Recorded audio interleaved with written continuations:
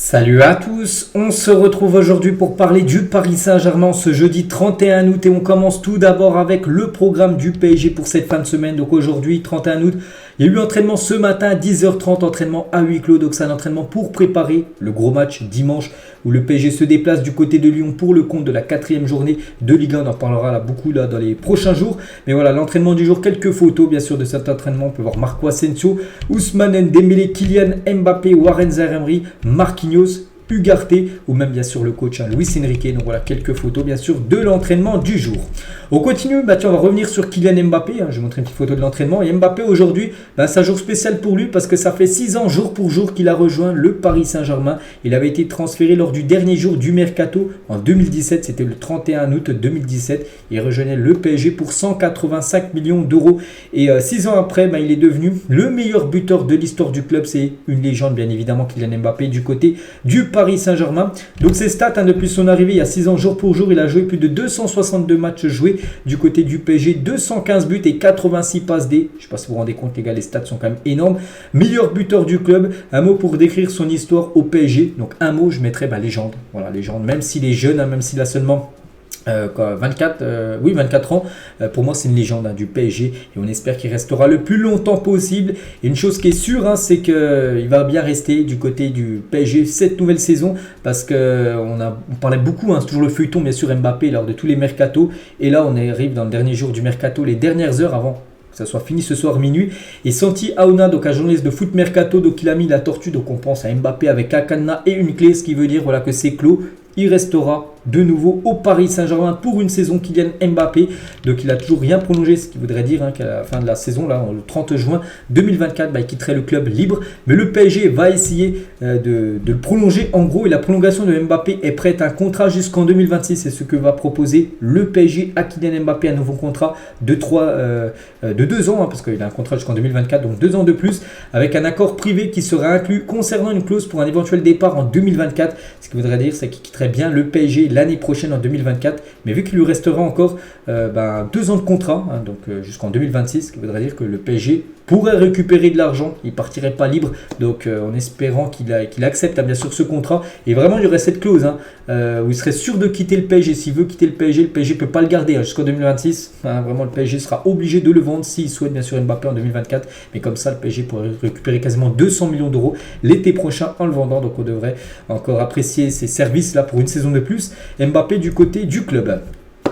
On va parler de Bradley Barcola à Paris, au PSG, Here we go. Vous savez ce que ça veut dire, le légendaire slogan de Fabrizio Romano, Here we go. Donc en gros, c'est que c'est quasiment fait. Donc aujourd'hui, il est à Paris, il va passer sa visite médicale dans la journée. Et normalement, si on espère, tout est ok alors la visite médicale, parce qu'on espère, il est jeune, il n'y a pas de problème pour l'instant physique sur lui. Donc il sera aujourd'hui un nouveau joueur du Paris Saint-Germain, Bradley Barcola. Vous savez que c'est un nom qui a beaucoup été cité là depuis quelques semaines, vu que là on est dans la dernière ligne droite, vu que c'est la fin ce soir à minuit. Donc c'est fait, voilà, on peut dire Barcola. Donc l'officialisation, je l'ai dit, peut intervenir à tout moment de la journée, ça sera ce soir avant minuit, on espère l'officialisation.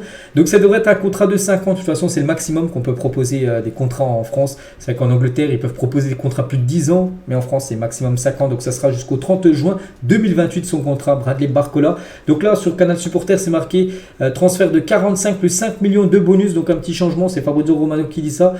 Fabrizio dit 45 plus 5 et l'équipe dit 42 plus 8. Bon après c'est le montant global c'est 50 millions d'euros, après il y a du fixe.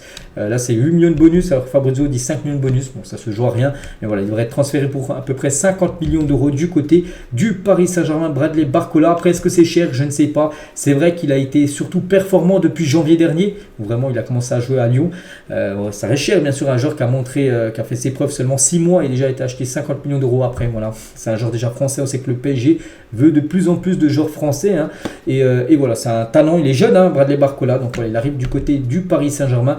Un petit rappel de ses stats la saison dernière, il a joué 35 matchs pour 9 buts et 10 passes D, et il devrait être un nouveau joueur du PSG là dans les prochaines heures. Après concernant ce qui sera titulaire ou remplaçant, pour moi c'est plus un super sub bien sûr, Bradley Barcola. Je pense que la triplette offensive est déjà quasiment définie du côté du PSG avec Dembélé, Mbappé, Gonzalo Ramos ou Kolo Muani. Donc lui serait plutôt un remplaçant, mais voilà, le faire rentrer, je sais pas, à la 70e, 60e minute, tout dépend bien sûr de l'adversaire, comment se déroule le match. Je pense qu'il peut donner pas mal de bonheur, on va dire, aux supporters parisiens en rentrant en fin de match. Barcola. Du coup, confirmation de toutes parts pour l'arrivée de Bradley Barcola. Donc c'est fait, Dembélé, lui, c'est déjà officiel. Il ne manque plus qu'un nom que le PSG veut. On le sait, hein, c'est bien sûr Randal Kolo Muani. Il est actuellement à quelques heures avant la fin du mercato. Donc c'est quoi la situation de Randal Kolo Muani? C'est que toujours, on a l'impression qu'il est un peu en prison. Maintenant que Barcola s'est fait, n'oublions pas d'aller libérer le prisonnier Kolo Muani, parce que Francfort, on sait que ne veut pas le lâcher en gros. Enfin, ils veulent le lâcher, mais avec un certain montant que le PSG n'est pas prêt à accepter. Enfin, pour l'instant, il pourrait peut-être l'accepter là dans les prochaines heures, on verra. Et Randal Kolo Muani est à Paris actuellement. J'ai pas dit qu'il est joueur du PSG, j'ai dit qu'il est à Paris. Le Français veut mettre toutes ses chances de son côté pour boucler son transfert au PSG, parce que s'il y a un accord, voilà, s'il est déjà sur place à Paris, comme ça il peut passer dans la foulée. Sa visite médicale est officialisée quelques minutes après. Voilà, ça peut se faire très très rapidement, vraiment. Randal Kolo Muani, c'est pour ça qu'il n'est même plus en Allemagne actuellement. Il a séché l'entraînement hier, hein, c'était officiel, il a vraiment séché l'entraînement hier matin. Ce soir, pourtant, son équipe de Francfort joue un match, hein, c'est un match de barrage. Il n'est pas dans le groupe de Francfort ce soir, un match de barrage d'une coupe européenne. Donc voilà, Kolo Muani, il attend en gros, il attend que ça bouge en gros. Aujourd'hui, on espère que ça se fasse là dans l'après-midi. Hein, Randal Kolo Muani, une légende de Francfort, ne digère pas la grève de Randal Kolo Muani, par exemple d'hier, hein, d'avoir séché l'entraînement. Donc il a dit il doit avoir honte. Hein. Donc avant de signer à l'Eintracht Francfort, il n'était même pas un joueur international, les personnes ne le connaissaient en France. Donc voilà, bien sûr, eux, ça passe pas du tout. Hein. Du côté de Francfort, voilà que Randal Kolo Muani veut quitter le club parce qu'ils perdent quasiment leur meilleur joueur, hein, c'est leur meilleur joueur de leur équipe. Bon, après, il faut qu'ils prennent en compte quand même qu'ils l'ont accueilli gratuitement l'été dernier, qu'ils pourraient le revendre au moins quasiment 90 voire 100 millions d'euros. Donc voilà, pour eux, bien sûr, ça sera une grosse rentrée d'argent.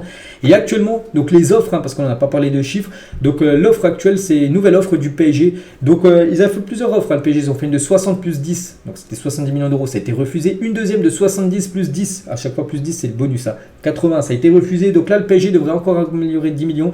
80 plus 10, bonus de la part des champions de France du PSG, ce qui fait 90 millions d'euros.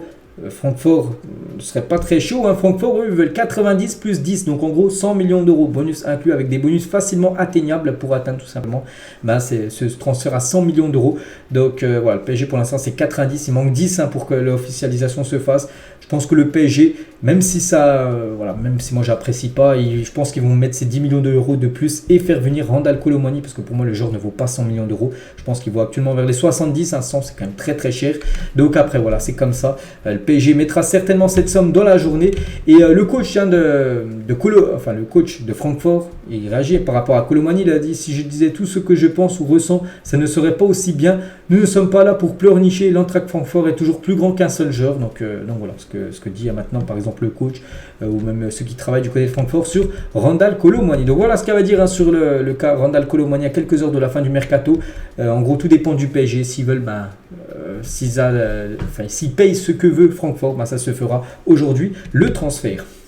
On continue avec des autres infos.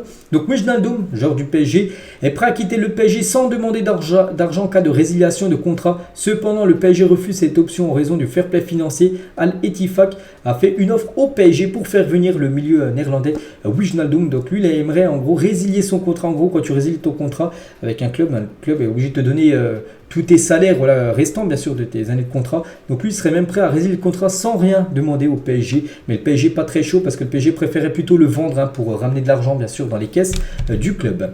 Ismaël Garbi va être prêté sans option d'achat au stade Lausanne-Ouchy. Donc une équipe suisse, visite médicale m'a prévu aujourd'hui ce jeudi. Donc on a un autre départ, un départ du PSG. Garbi devrait quitter le club aujourd'hui. Colin Dagba lui aussi devrait quitter le club. Là on est dans les heures du mercato. Il y a des arrivées, il y a aussi des départs. Donc lui devrait s'engager pas très loin du côté de la Auxerre en Ligue 2. L'opération pourrait s'agir d'un prêt. Voilà, Luc avait déjà prêté à Strasbourg la saison dernière. Cette fois-ci, ce serait du côté de Auxerre. Concernant Marco Verratti, lui aussi, ça sent le départ aujourd'hui.